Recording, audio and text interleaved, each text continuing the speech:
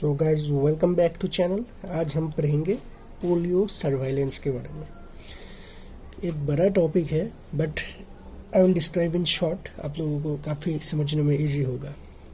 तो polio surveillance जो है बेसिकली दो तरह की सर्वाइलेंस होते हैं। नंबर 1 सर्वाइलेंस है एक्यूट फ्लैसिड पैरालिसिस, AFP लिखा हमने, ठीक है, acute flaccid paralysis surveillance. Number 2 है इन्वायरमेंटल सर्वाइलेंस। बेसिकली ये दो सर्वाइलेंस होते हैं। पहले क्या जाता है एक्यूट फ्लैसिड सर्वाइलेंस। चलिए देखते हैं, डिस्कस करते हैं कि एक्यूट फ्लैसिड सर्वाइलेंस क्या है। तो जो फर्स्ट स्टेप होता है एक्यूट फ्लैसिड सर्वाइलेंस का, वहाँ पे पहले क्या जाता है, हम फर्स्ट स्टेप जो है हम ट्राई करते हैं कि find and report child with AFP। कुछ भी केसेस हो, हम ट्राई करेंगे कि जो एक्यूट फ्लैसिड पैरालिसिस वाला चाइल्ड है उन्हें हम ढूंढें। यहाँ पे बेसिकली आपका लिंक होता है, एंटर हेल्थ सिस्टम लिंक होता है। और इसमें बेसिकली क्या ढूंढा जाता है, बेसिकली इसमें ढूंढा जाता है all the AFP cases, acute flaccid paralysis cases under 15 years of age। ये बेसिकली स्टेप 1 था। स्टेप 2 में हम ढूंढ के लाए, स्टेप 1 में ढूंढना तक ये काम था। अब ढूंढने के बाद उनमें से हम स्टूल सैंपल कलेक्शन करेंगे। Will collect the stool samples and will transport the stool samples for analysis। This was step 2। Stool sample analysis में भेजेंगे। भेजने के बाद वहाँ पे एनालिसिस होता है। अच्छा, यहाँ पे एक चीज़ आप याद कर लीजिएगा कि जो स्टूल सैंपल है वो कैसे भेजा जाता है। डायरेक्ट कलेक्ट किया और भेज दिया, ऐसे तो वो खराब हो जाएगा, मे बी तब तक वायरस का डेथ भी हो जाए, है ना। तो स्टूल सैंपल जो है पहले उन्हें सील्ड किया जाता है एक कंटेनर में। सील्ड करने के बाद एकदम इमीडिएटली रेफ्रिजरेटर में आइस पैक के सहारे 4 to 8 डिग्री में रख दिया जाता है। एंड 42 आवर्स के अंदर उन्हें लैब तक भेजना होता है कलेक्शन करने के बाद। स्टेप 2 एक चला गया। उसके बाद स्टेप आया आइसोलेटिंग पोलियो वायरस।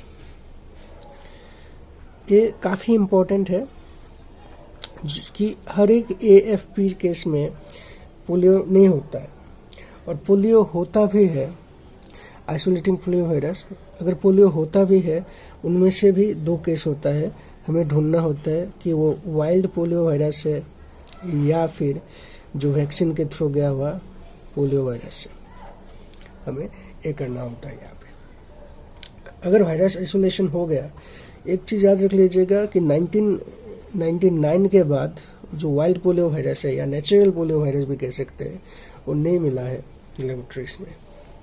उसके बाद अगर वायरस मिल गया, उसका मैपिंग होता है, जेनेटिक मैपिंग होता है, कहाँ से ओरिजिन हुआ है, वो सब हम चेक करते हैं। तो बेसिकली जो एक्यूट फ्लैसिड सर्वाइलेंस है वो इतना ही है। तो उसके बाद हम देखेंगे इन्वायरमेंटल सर्वाइलेंस क्या होता है। तो बेसिकली इन्वायरमेंटल जो सर्वाइलेंस है वहाँ पे क्या होता है, absent of case is the main thing, जिसकी वजह से हमें इन्वायरमेंट से stool sample, absence of case, इसलिए हमें इन्वायरमेंट से स्टूल सैंपल कलेक्ट करना पड़ता है या फिर दूसरा कुछ स्वेज वगैरह से कलेक्ट करना पड़ता है, और उसका हम लेबोरेटरी डायग्नोसिस करते हैं लैब में।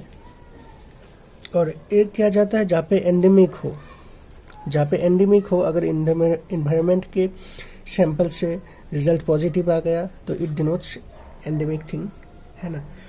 इस सर्वेलेंस आप याद रख लीजिएगा, इजिप्ट में किया गया था, मुंबई में किया गया था। और अगर कुछ ऐसी जगह में करें ये सर्वेलेंस जहाँ पे एंडेमिक नहीं है, एंडेमिक नहीं है तो ये सिग्नल देता है कि इंटरनेशनली ये डिजीज स्प्रेड हुआ है, इंटरनेशनली ये डिजीज स्प्रेड हुआ है। ठीक है, इसके बाद आप देख लीजिए कि सर्वेलेंस के जो है उसका इंडिकेटर क्या होता है।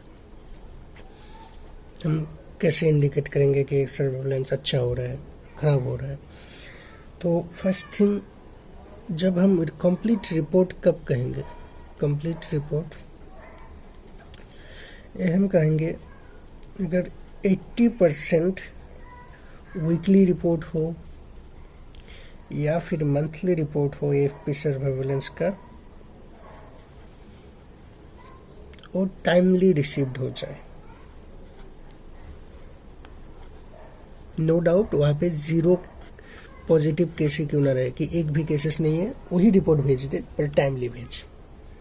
ठीक है, उसके बाद हम सेंसिटिव या सेंसिटिविटी कैसे डिटरमाइन करेंगे एक सर्वेलेंस का। सर्वेलेंस का सेंसिटिविटी जो नॉर्मल रेशियो है, पोलियो की वजह से हो या ना हो, 1/1 लाख केस जो होता है उनमें AFP नॉर्मली पाए जाते हैं। तो नॉर्मली 1/1 लाख केस जो है वो डिटेक्ट हो जाता है। ऐसा ही हो क्यों ना हो कि दूसरा कोई डिजीज़ है, कोई बात नहीं है, डिटेक्ट होना चाहिए। अगर एंडेमिक है, नॉर्मली एंडेमिक में एटलीस्ट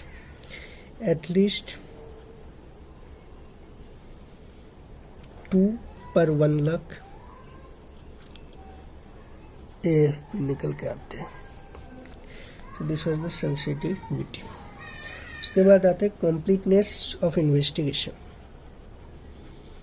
कंप्लीटनेस ऑफ इन्वेस्टिगेशन।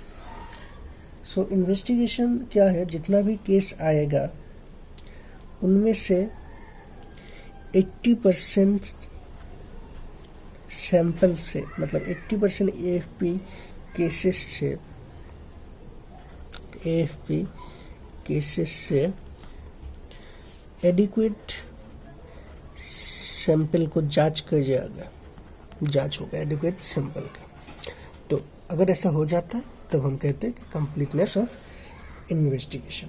अब कंप्लीटनेस ऑफ फॉलोअप या कंप्लीट फॉलोअप हो रहा है, हम कब कह सकते हैं? ये हम कह सकते हैं अगर जितना पॉजिटिव केसेस निकला AFP का, उनमें से 80% AFP केसेस को 60 डेज के अंदर फॉलोअप किया जाए। 60 डेज के अंदर फॉलोअप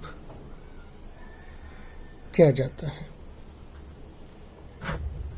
ठीक है, तो कंप्लीट फॉलोअप हम तब कहेंगे जब 80% केस में 60 डेज के अंदर क्या हो, फॉलोअप हो। और उसके बाद हम लेबोरेटरी जो परफॉर्मेंस है, लैब परफॉर्मेंस चेक किया जाता है। एक जो इंटरनेशनल WHO के द्वारा एक्रेडिट किया हुआ संस्था है वहाँ पे, जिसे कहा जाता है ग्लोबल पोलियो लेबोरेटरी नेटवर्क, जिसे कहा जाता है ग्लोबल पोलियो लेबोरेटरी नेटवर्क। तो बेसिकली ये था पोलियो सर्वेलेंस के बारे में। आई होप आप लोगों को अच्छा लगा होगा। अच्छा लगा हो तो सब्सक्राइब कर दीजिएगा, और कुछ पूछना हो तो आप कमेंट में पूछ सकते हैं। धन्यवाद।